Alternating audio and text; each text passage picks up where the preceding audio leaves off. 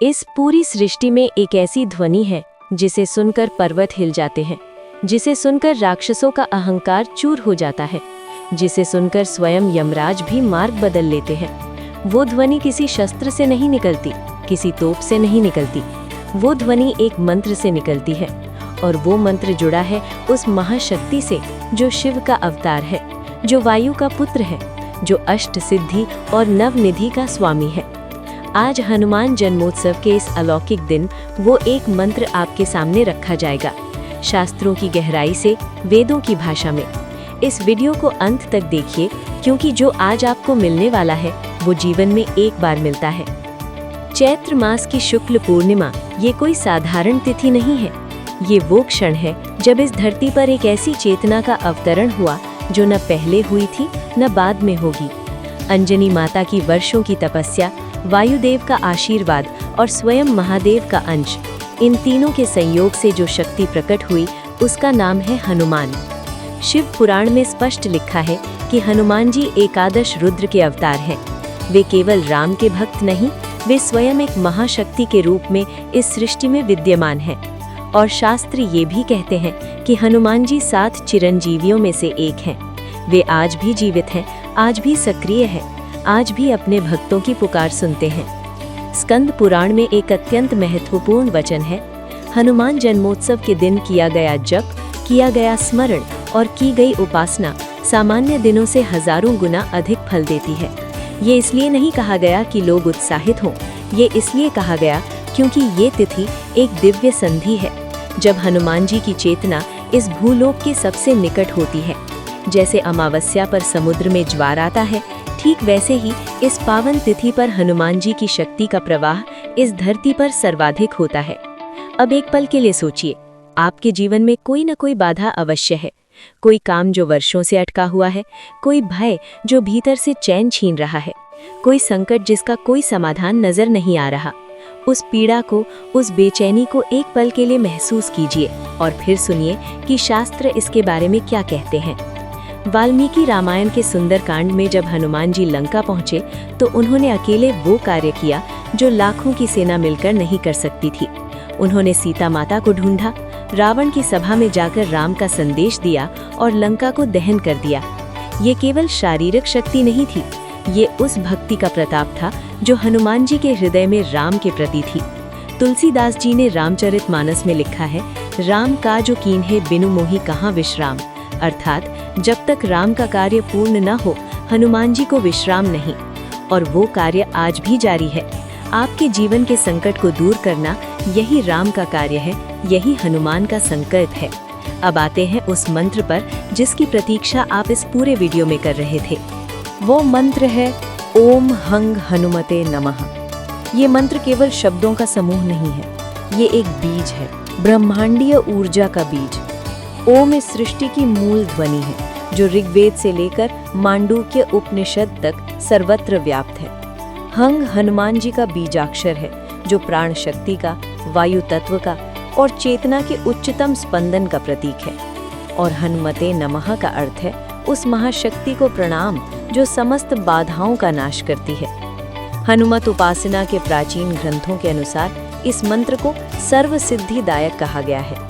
जब ये बीज मंत्र किसी साधक की वाणी से उच्चारित होता है तो ये केवल उस व्यक्ति के आसपास नहीं गूंजता, ये वायुमंडल में एक ऐसा स्पंदन उत्पन्न करता है जो सीधे हनुमान जी की दिव्य चेतना से जुड़ता है। ये वैज्ञानिक भाषा में नहीं, शास्त्र की भाषा में सत्य है। पराशर स्मृति में लिखा है कि इस मंत्र के नियमित जप से 3 प्रकार के कष्ट दूर होते हैं, आधिदैविक, आधिभौतिक और आध्यात्मिक।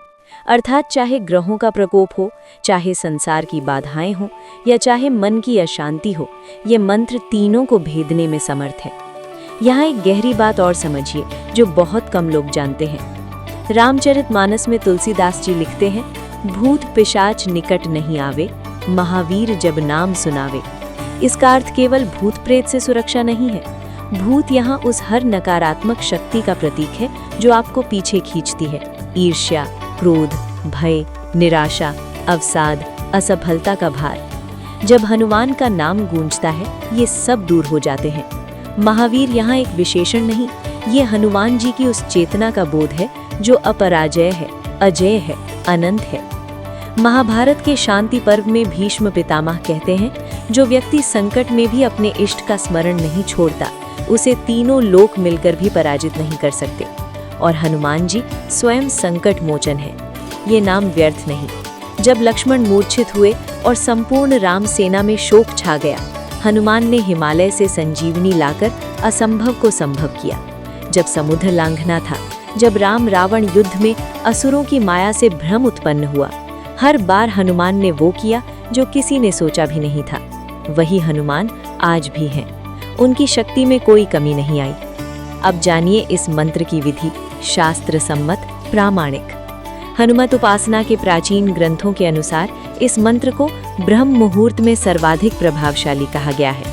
पूर्व दिशा की ओर मुख करके मन को स्थिर रखकर हनुमान जी के स्वरूप का ध्यान करते हुए इस मंत्र का जप करना चाहिए। जप के लिए रुद्राक्ष की माला सर्वश्रेष्ठ है। एक माला अर्थात 108 बार।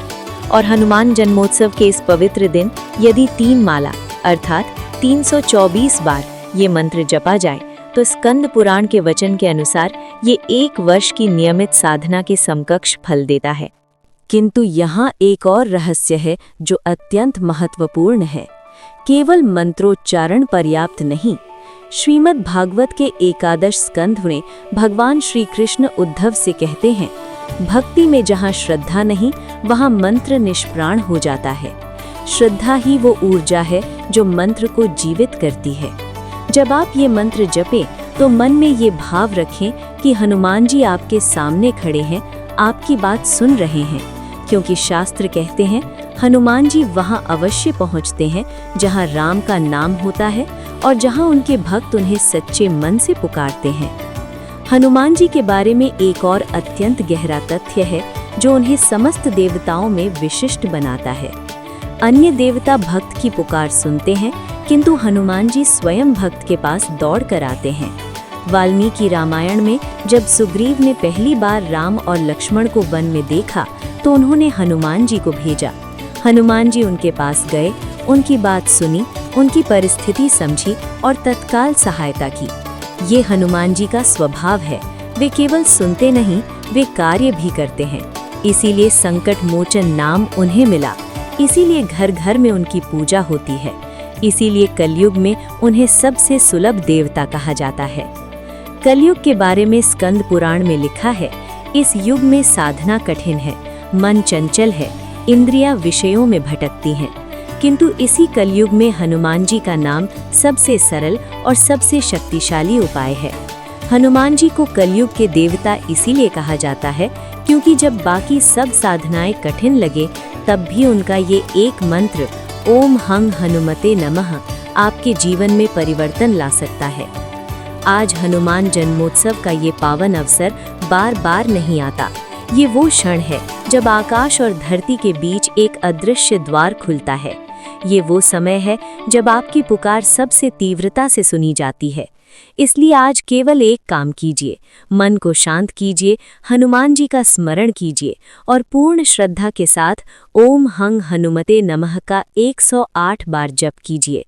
कोई दिखावा नहीं, कोई आडंबर नहीं, केवल एक सच्चा मन, एक सच्ची पुकार। अगर आप चाहते हैं कि वेद पुराण और शास्त्रों का ये गहरा ज्ञान आपको निरंतर मिलता रहे, जो आपकी आत्मा को छुए, जो आपके जीवन को दिशा दे, जो आपके संकट में सहारा दे, तो अभी इस चैनल को सब्सक्राइब कीजिए और घंटी दबाइए, क्योंकि ये ज्ञान केवल सुनने के लिए नहीं है, ये जीने के लिए है। जय श्री राम, जय हनुमान।